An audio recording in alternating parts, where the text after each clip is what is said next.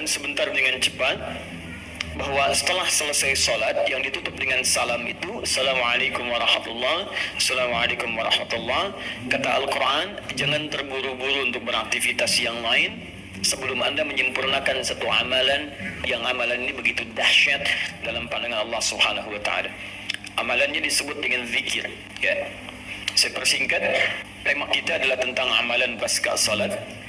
Baik, ini tema kita. Kemudian amalan besarnya adalah zikir. Dalilnya di Quran surah keempat An-Nisa ayat 103. فَإِذَا قَضَيْتُمُ الصَّلَاةَ فَاذْكُرُوا اللَّهَ. Fokus. Maka jika Anda telah tuntas mengerjakan salat, segeralah berzikir kepada Allah Subhanahu wa taala.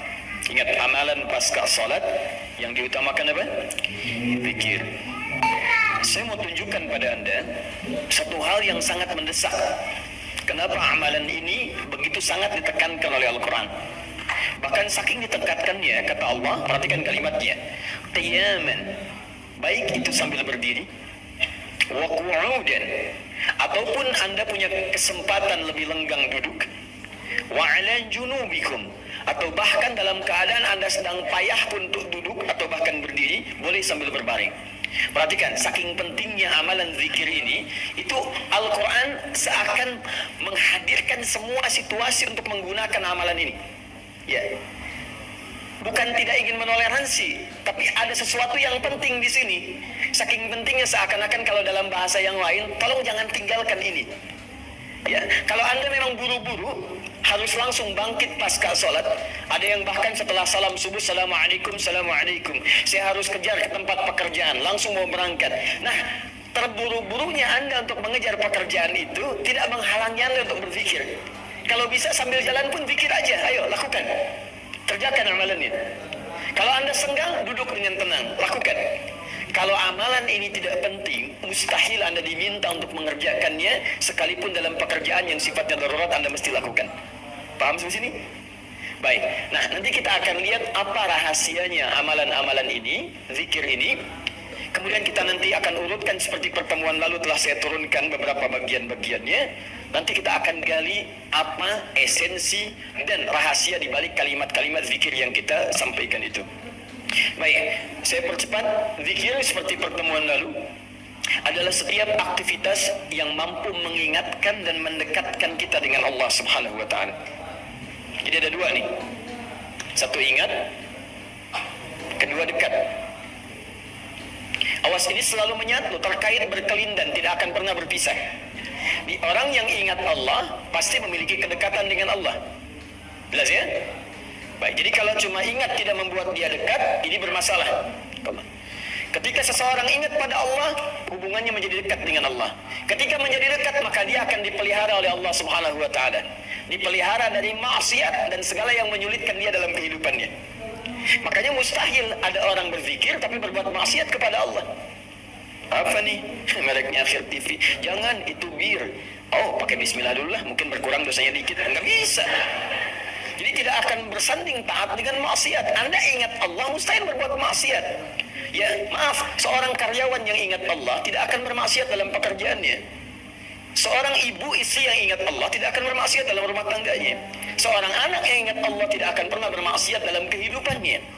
Maka dari itu, nanti kita akan lihat puncak zikir, apakah hanya dalam pasca sholat saja atau dalam aktivitas yang lainnya.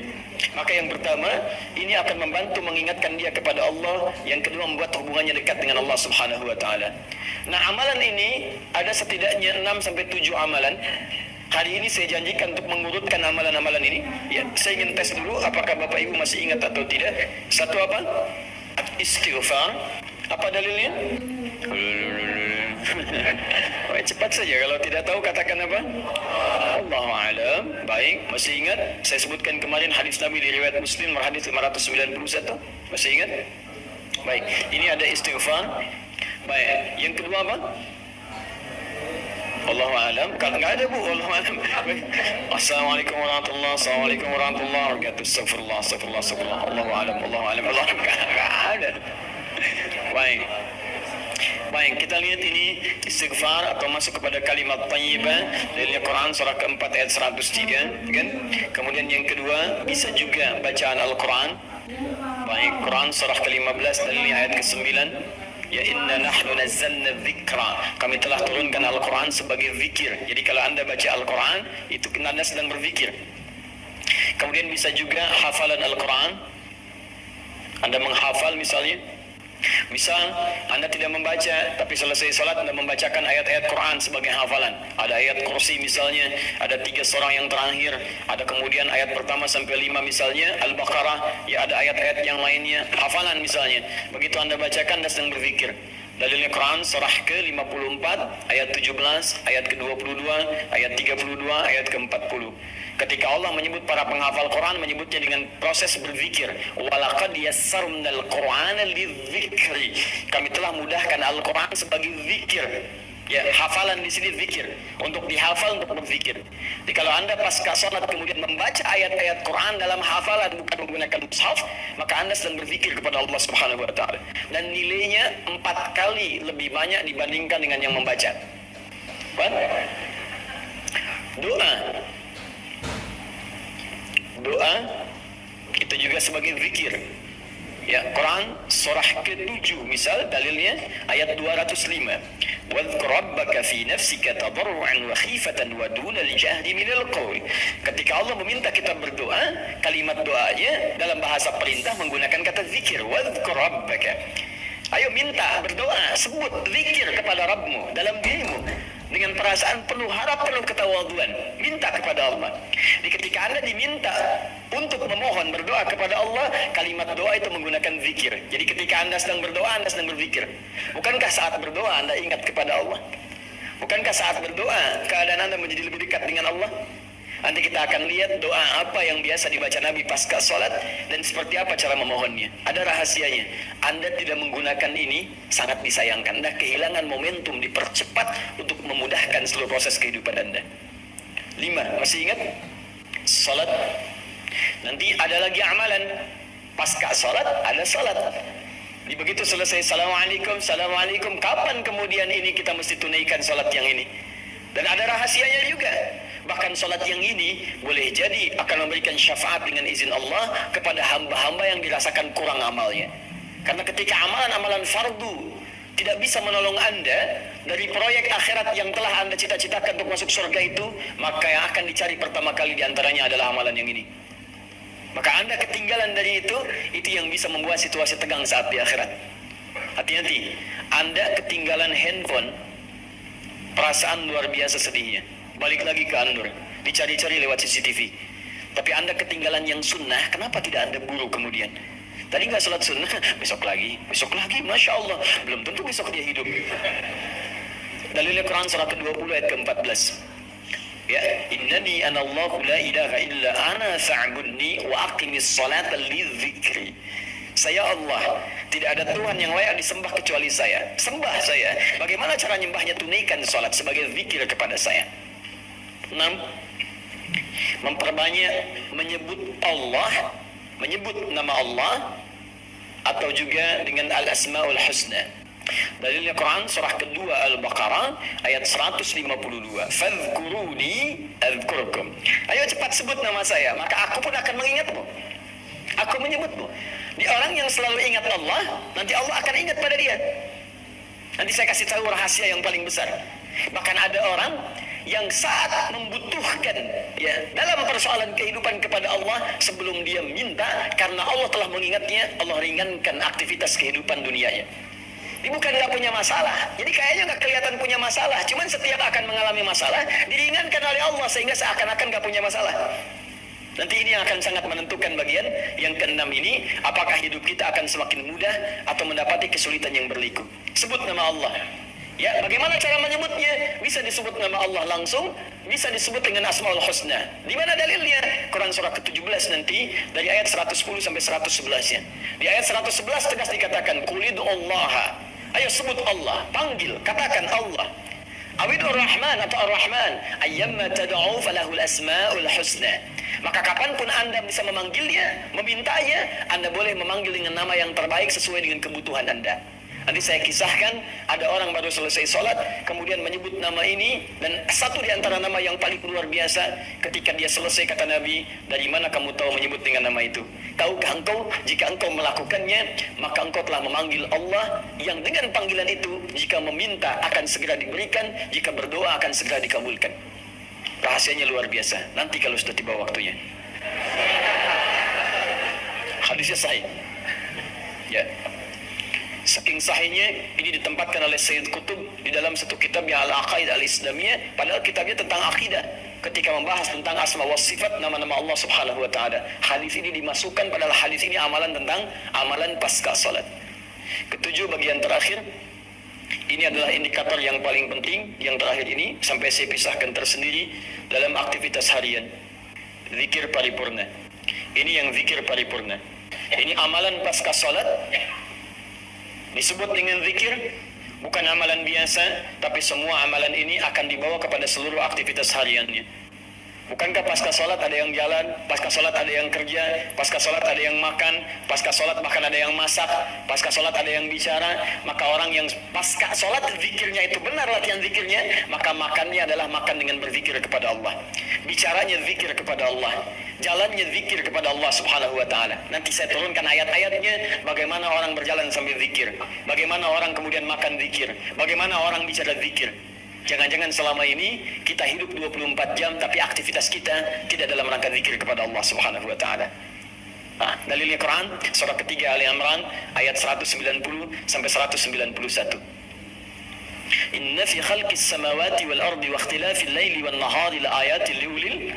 Siapa ulul albab itu? Ayat selanjutnya, alladzina yadhkuruna Allah. Mereka itu orang-orang yang senantiasa zikir pada Allah Subhanahu wa taala.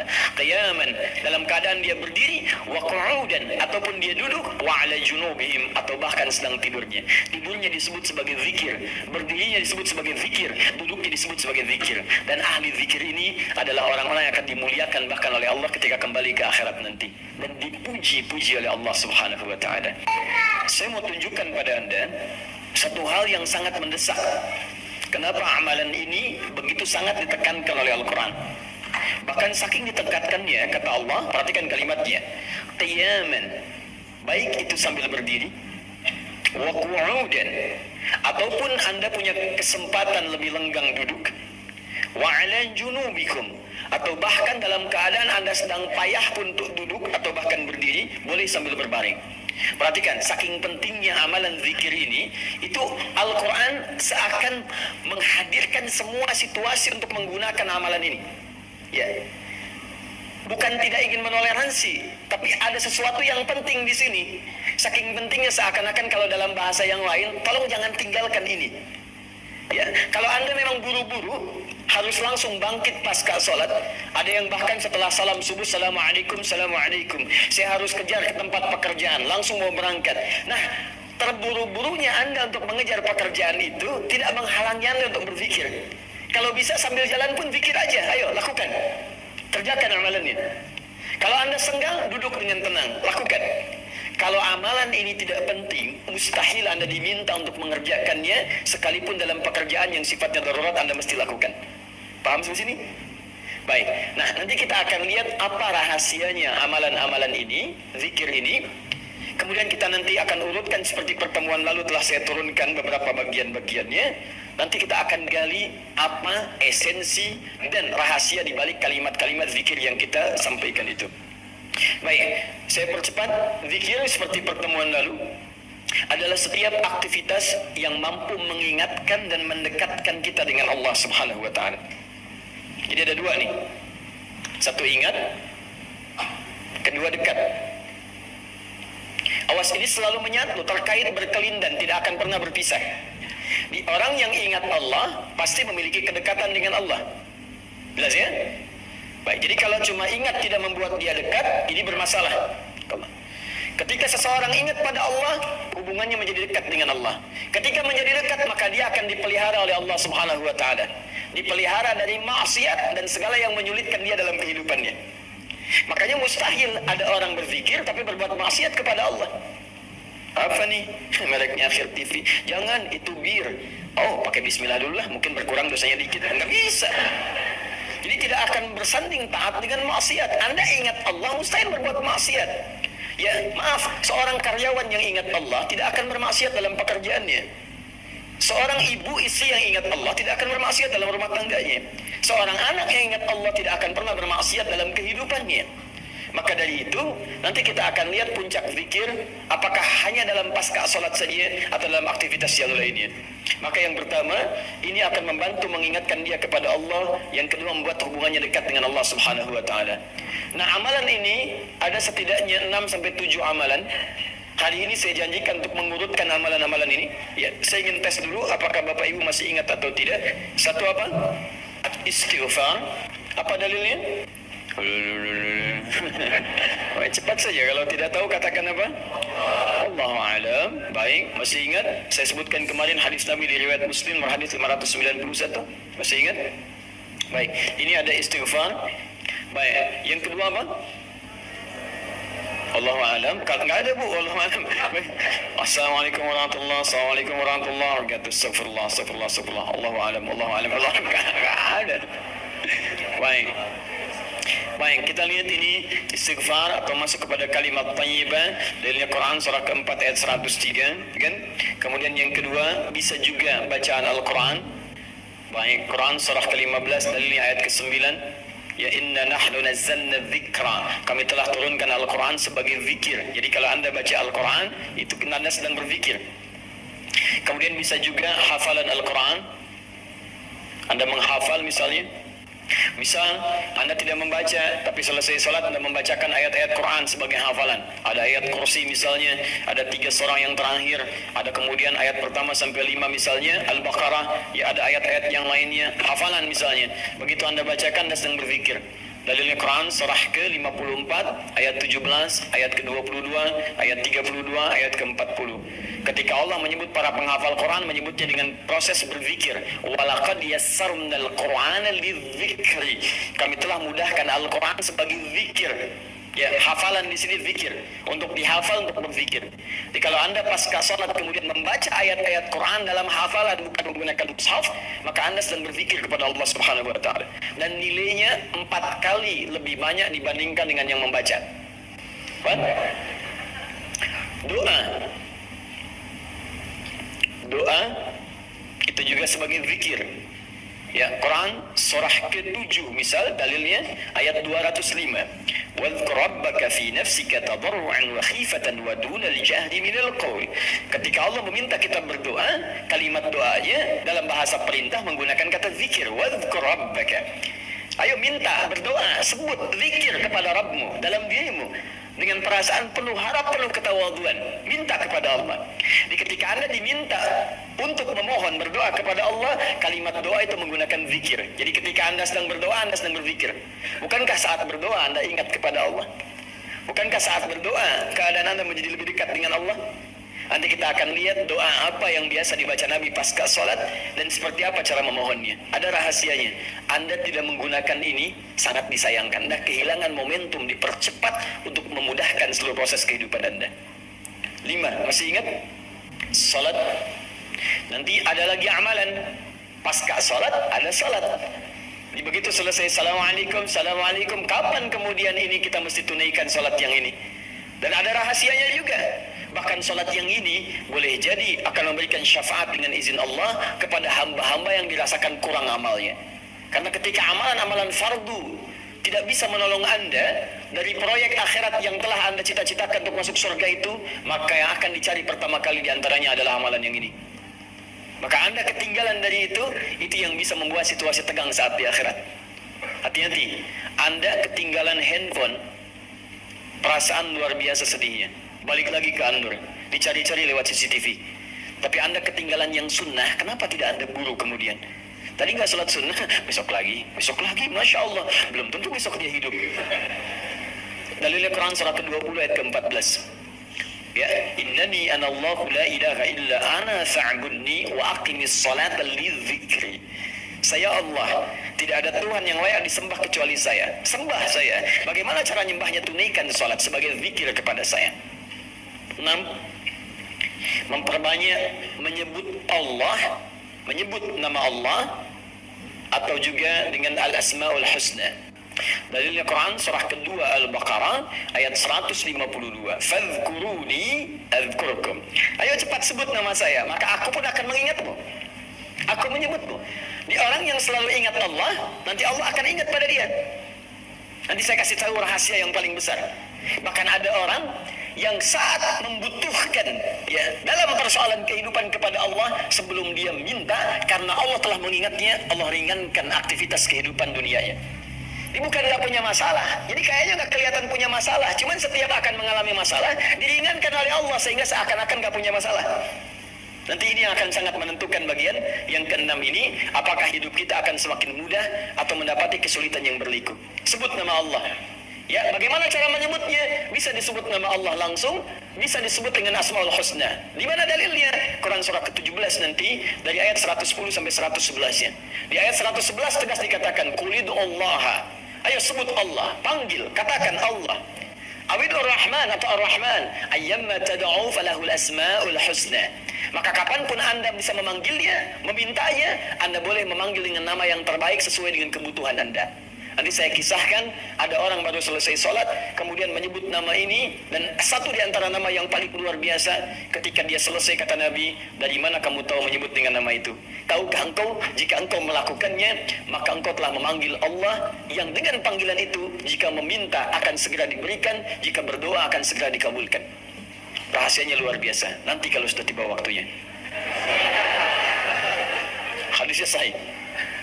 Ya. Saking sahihnya, ini ditempatkan oleh Sayyid Qutb di dalam satu kitab yang Al-Aqaid Al-Islamiyah, padahal kitabnya tentang akidah. Ketika membahas tentang asma wa sifat, nama-nama Allah Subhanahu wa taala. Hadis ini dimasukkan, padahal hadis ini amalan tentang amalan pasca salat. Ketujuh, bagian terakhir. Ini adalah indikator yang paling penting, yang terakhir ini sampai saya pisahkan tersendiri dalam aktivitas harian. Zikir paripurna. Ini yang zikir paripurna. Ini amalan pasca salat. Disebut dengan zikir, bukan amalan biasa, tapi semua amalan ini akan dibawa kepada seluruh aktivitas hariannya. Bukankah pasca sholat ada yang jalan, pasca sholat ada yang kerja, pasca sholat ada yang makan, pasca sholat bahkan ada yang masak, pasca sholat ada yang bicara. Maka orang yang pasca sholat zikirnya itu benar latihan zikirnya, maka makannya adalah makan dengan berzikir kepada Allah, bicaranya zikir kepada Allah, jalannya zikir kepada Allah Subhanahu wa ta'ala. Nanti saya turunkan ayat-ayatnya, bagaimana orang berjalan sambil zikir, bagaimana orang kemudian makan zikir, bagaimana orang bicara zikir. Jangan-jangan selama ini kita hidup 24 jam tapi aktivitas kita tidak dalam rangka zikir kepada Allah Subhanahu wa taala. Dalilnya Quran surah ketiga Ali Imran ayat 190 sampai 191. Inna fi khalqis samawati wal ardi wa ikhtilafil laili wan nahari laayatin liulil. Siapa ulul albab itu? Ayat selanjutnya, alladzina yadhkuruna Allah. Mereka itu orang-orang yang senantiasa zikir pada Allah Subhanahu wa taala. Qiyaman, dalam keadaan dia berdiri, wa qu'udan, ataupun dia duduk, wa 'ala junubihim, atau bahkan sedang tidurnya. Tidurnya disebut sebagai zikir, berdirinya disebut sebagai zikir, duduknya disebut sebagai zikir. Dan ahli zikir ini adalah orang-orang yang akan dimuliakan bahkan oleh Allah ketika kembali ke akhirat nanti, dan dipuji-puji oleh Allah Subhanahu wa taala.